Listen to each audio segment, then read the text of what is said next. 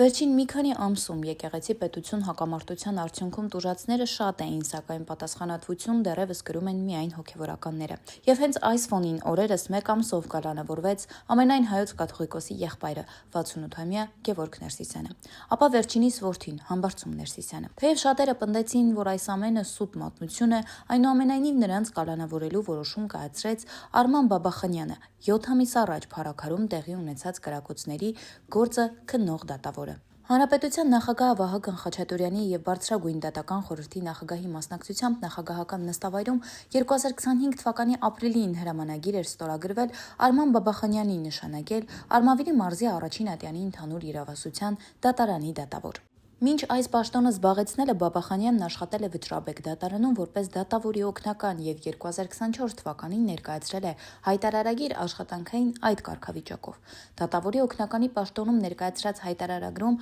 ոչ անշարժ գույք կա, ոչ տրանսպորտային միջոց։ Սրանց փոխարեն Բաբախանյանն ունի սեփականության իրավունքով իրեն չպատկանող, սակայն 90 օրից ավելի իր կողմից շահագործվող բնակարան Երևանում, նույն սկզբունքով նաեւ օգտվում է երկու ավտոմեքենայից՝ Hyundai եւ Mercedes-Benz Magnich-ի։ Դատավորի բանկային հաշիվների մնացորդները 24 թվականի հաշվետու տարում կազմել են խիստ համեստ 377,000 դրամ։ Կանխիկ դրամական միջոցները կազմել են $1,500։ Հաշվետու ժամանակահատվածի եկամուտները կազմել են 4,538,000 դրամ, որից 4,247,000 դրամն աշխատանքի վարձատրություն է դատական դեպարտամենտից, իսկ 290,000 դրամը Երևանի պետական համալսարանից։